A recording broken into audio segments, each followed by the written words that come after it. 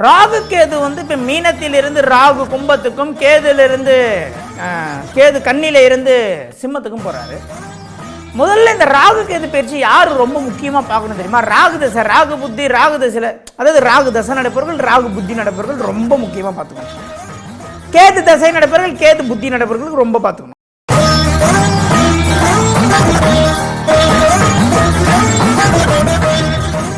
அப்ப கேது என்பவன் தனிமையிலே ஞானத்தை கொடுக்க வல்லவன். இந்த கேது இவ்வளவு நாள கண்ணில இருந்ததுனால கன்னி ராசியிலே கடந்த 1 வருடம் 8 மாதமாக இருந்தவர்களை போய் பாருங்க, மன ரீதியா டிப்ரெஷனுடைய உச்சத்துக்கு இருப்பான்.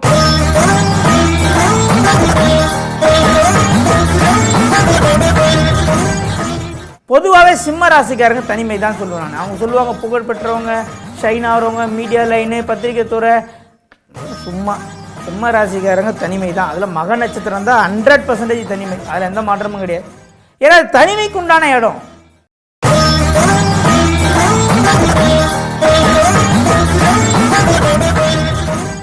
டிவைன் ரூட்ஸ் நேயர்களுக்கு அன்பான வணக்கங்கள். ஒவ்வொரு பயிற்சி காலத்திலையுமே எல்லாருக்குமே என்ன பலன்கள் கிடைக்க போகுது அப்படிங்கிற ஒரு ஆர்வம் இருக்கு. அப்படின்னா ஐயோ இதெல்லாம் நடந்துடக்கூடாதுங்கிற பயமும் இருக்கு. அந்த வகையில ராகு கேது பயிற்சி நமக்கு என்னென்ன விஷயங்களை சொல்ல வருதுங்கிறத தான் இன்றைக்கு நம்ம கேட்டு தெரிஞ்சுக்க இருக்கிறோம்.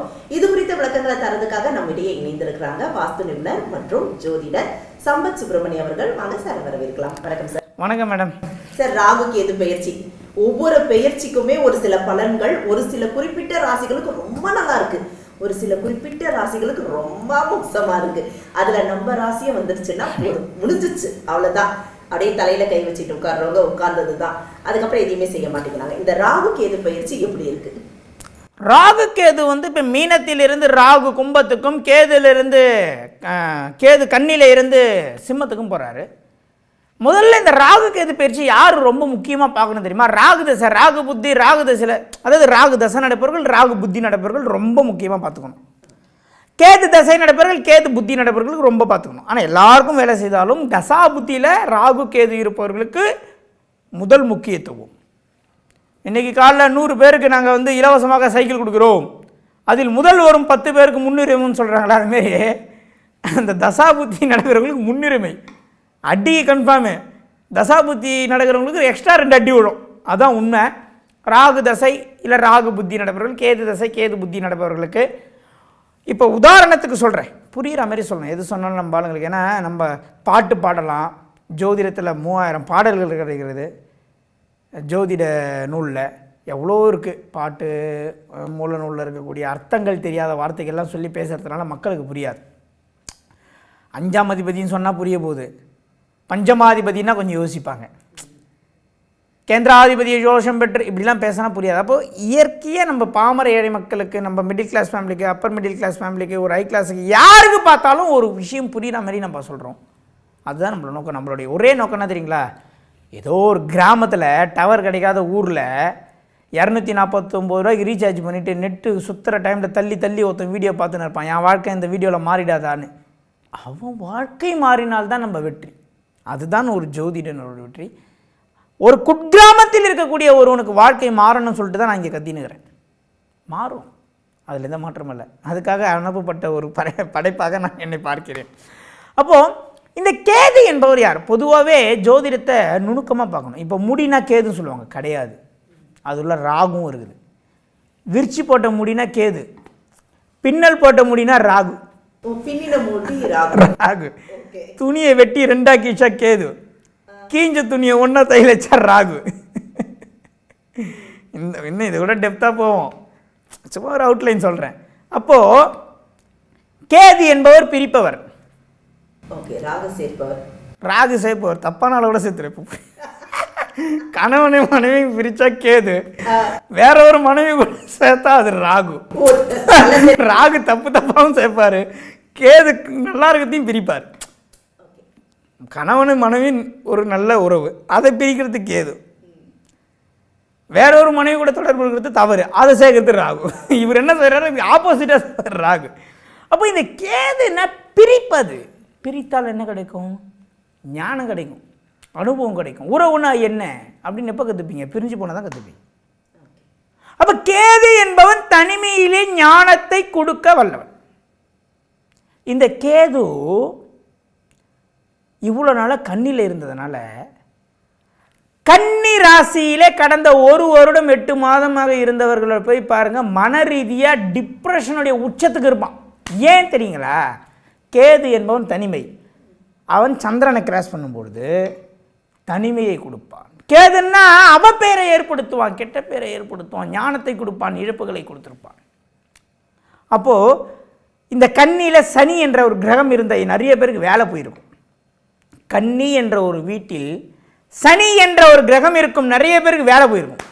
ஏன்? கேது போறாரு, கேது சனியை கிராஸ் பண்ணும்போது வேலையை பிரிச்சிடுவார்.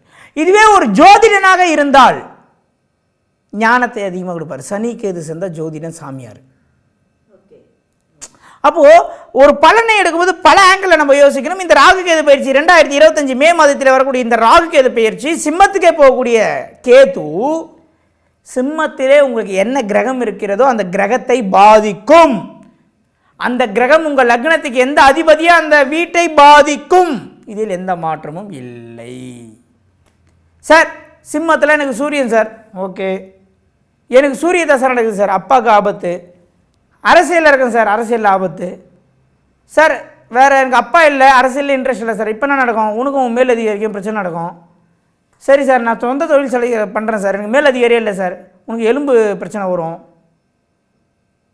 சரி சார், நான் எலும்பு பிரச்சனை இல்லை சார், ஆரோக்கியமாக இருக்கேன் சார், நடக்கும். திடீர்னு கீழே வந்து ஃபைனல் கார்டு அடிப்படும். பக்கத்து வீட்டு பிரச்சனைக்கு போவ, நீ கோர்ட்டு கேஸுக்கு போயிடுவேன். அப்போது 10ஆம் இடம் என்பது தொழிலை முடக்கும். 10ல் கேது செல்லும்போது பரதேசம் சொல்வார், வெளிநாடு ஆசை வரும். அப்போ சிம்மத்திலே யாருக்கெல்லாம் என்ன கிரகம் இருக்கிறதோ அந்த கிரகம் சார்ந்த கார தத்துவங்களும் லக்னத்துக்கு எந்த ஆதிபத்தியம் பெறுகிறாரோ அந்த இடம் பாதிக்கப்படும் என்பதை தெரிந்து கொள்ள வேண்டும். உதாரணத்துக்கு சிம்மத்தில் யாருக்கெல்லாம் சனி இருக்கிறதோ ஒரு அவேர்னஸ் வீடியோவை சொல்லிடுறேன். சிம்மத்தில் ஒருத்தர் சனி, இப்போ ராகு கேது பயிற்சி 2025 நடக்க போகுது. சிம்மத்தில் சனி, தயவு செஞ்சு காசிக்கு போயிட்டு பிச்சை எடுத்துருங்க. சனி கேது காம்பினேஷன். சனி கேதுனா சாமியார், போய் ஒரு வேளை பிச்சை எடுத்து சாப்பிட்டுட்டு உண்டியில் காசை போட்டு வந்துடும். இன்றைக்கும் ஃப்ளைட்டு பிடிச்சி போய் பிச்சை எடுத்துகிட்டு வர பிஸ்னஸ் மேனங்க எனக்கு நிறைய பேர் தெரியும். வெளியே சொல்லக்கூடாது, அவங்களாம் பெரிய பிக் ஷாட்ஸ், அவங்களுக்குன்னு ஒரு ப்ரைவேசி இருக்குது, சொல்லக்கூடாது, அது நம்ம வேலை கிடையாது. அப்போது சிம்மத்தில் சனி இருந்தால் நீ எந்த ராசி எந்த நட்சத்திரம் எந்த தசாபுத்தியோட நடக்கணும். சிம்மத்தில் சனி வருகிற 2025 ராகு கேது பயிற்சிக்கு அப்புறம் காசிக்கு போய் ஒரு வேளை பிச்சை. காசிக்கு போக முடியாது சார், பொருளாதார வசதி இல்லை சார், இங்கேயே பிச்சை எடுக்கிறேன் சார். காசிக்கு போய் என்ன சார் எடுக்கிறது? திருவண்ணாமலையாச்சும் போய் எடுங்க. நீயே பிச்சை எடுத்தால் விட்டுருவோம், இல்லைனா பிரபஞ்சமாக பிச்சை எடுக்க வைக்கும். அதான் உண்மை. சாமியார் வேஷத்தை போட்டு சுத்த விடும். சார் சிம்மத்தில் சந்திரன், டிப்ரெஷனில் மாட்டிப்பேன், நொறுக்கி எடுத்துடும். தனிமை தனிமை தனிமை தனிமை. பொதுவாகவே சிம்ம ராசிக்காரங்க தனிமை தான் சொல்லுவேன் நான். அவங்க சொல்லுவாங்க புகழ் பெற்றவங்க, ஷைன் ஆகிறவங்க, மீடியா லைனு, பத்திரிகை துறை, சும்மா. சிம்ம ராசிக்காரங்க தனிமை தான். அதில் மக நட்சத்திரம் தான் 100% தனிமை, அதில் எந்த மாற்றமும் கிடையாது. ஏன்னா தனிமைக்கு உண்டான இடம் தனிமை. அவங்க வாழ்க்கையில் நிறைய பிரச்சனை இருக்கும், ஆனால் வெளியே தெரியாது, டோட்டலாக தெரியாது. பார்த்தா சிம்ம ராசி நிறைய பேர் சொல்கிறாங்க ஜோதிடர்கள்லாம் அப்படியே வெளி உலகத்துக்கு வந்து அப்படியே ராஜாவா. யார் சொன்னது? அதெல்லாம் சும்மா, அதெல்லாம் கிடையாது. சிம்மன்னா தனி, சிம்மம்னா தனிமை. அதுவும் கேது வரும்போது இன்னும் தனிமை, அம்மா வீட்டில் உட்காந்துக்க வேண்டியது தான். இதான் நடக்கும் சிம்மராசினியர்களுக்கு நிறைய பேருக்கு. அப்போ என்ன பண்ணணும்? இந்த சிம்ம ராசியிலே பிறந்த ஒருவர் இந்த ராகு கேது பெயர்ச்சிக்கு பிறகு என்ன செய்ய வேண்டும்? பௌர்ணமி அன்று ஏதாவது ஒரு ஜீவ சமாதியில் இரவு தங்க வேண்டும். நைட்டில் பௌர்ணமி அன்னைக்கு திருவண்ணாமலையோ இல்லை சென்னையில் ஒரு சின்ன பகவதி படம் பார்த்துருப்பீங்க, குட்டி பகவதின்னு. அந்த மாதிரி குட்டி திருவண்ணாமலை ஒன்று உருவாகிட்டு இருக்கு சென்னையில். நம்ம கிரிவலம் பண்ணுறோம். அந்த குட்டி திருவண்ணாமலையில் கூட நீங்கள் வந்து ஒரு கிரிவலம் செய்வது மிக சிறப்பு. சார் சிம்மத்தில் புதனுக்கு சார் காதலில் மாட்டக்கூடாது. புதன காதல் டீப்பான, கேதுன்னா ஆழம், ஆழமான காதலில் மாட்டி பிரிஞ்சு போயிடுவேன். மறுபடியும் 2027 வர ராகு கேது போயிடுச்சு. இந்த ராகு கேதில் வரது எல்லாமே நிலைக்காது, பிரித்து விட்டுரும். அப்போது சிம்மத்தில் என்ன கிரகம் இருக்கிறதோ அந்த கிரகத்துடைய காரதத்துவத்தில் ஜாதகர் பிரச்சனை அனுபவிக்க போகிறார். சார் சிம்மத்தில் எனக்கு வந்து புதனுக்குது சார், என்ன சார் பண்ணுறது? திருப்பதிக்கு போயிடு, ஓடி திருப்பதி ஓடி பெருமாள் காலில் போய் ஊந்துருங்க. அதுதான் தப்பிக்க முடியும், வேறு வழியே இல்லை. ஆக மொத்தம் சிம்மத்தில் எந்த கிரகம் இருக்கிறது என்பதை கொன்று பார்த்து இந்த ராகு கேது பயிற்சியில் சிம்மத்தில் சனி இருப்பவர்கள் காசிக்கும், சிம்மத்தில் சந்திரன் இருப்பவர்கள் ஜீவா சமாதியில் பௌர்ணமி என்று தங்குவதும், நிச்சயமாக புதன் இருப்பவர்கள் பெருமாளுக்கும் செல்லுங்கள், நிச்சயமாக உங்கள் வாழ்க்கை மாறும். இப்போ ஒருவேளை சிம்மத்தில் ராகு கேது பயிற்சி அப்போ கேது அங்கே போகிறப்ப ராகுவே இருந்தா அது வக்ரகிரகம் வக்ரகிரகத்துக்கு மேலே போகும்போது ரொம்ப கொடுமையான காலகட்டம், கடித்து கொதறிவிடும்.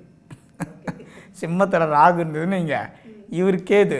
சில பேர் சொல்லுவாங்க வக்ரகிரகம் வக்ரகிரகம் மேலே இருக்கலான்னு, கிடையாது. அதெல்லாம் யார் சொன்னது? வக்ரகிரகம் ராகு மேலே போகலாம், கேது போகும்போது அங்கே ஆப்போசிட்டாக சில விஷயங்கள், எதிர்மறை விஷயங்கள் நிறைய நடக்கும். எச்சரிக்கை வேண்டும், மிக எச்சரிக்கை வேண்டும்.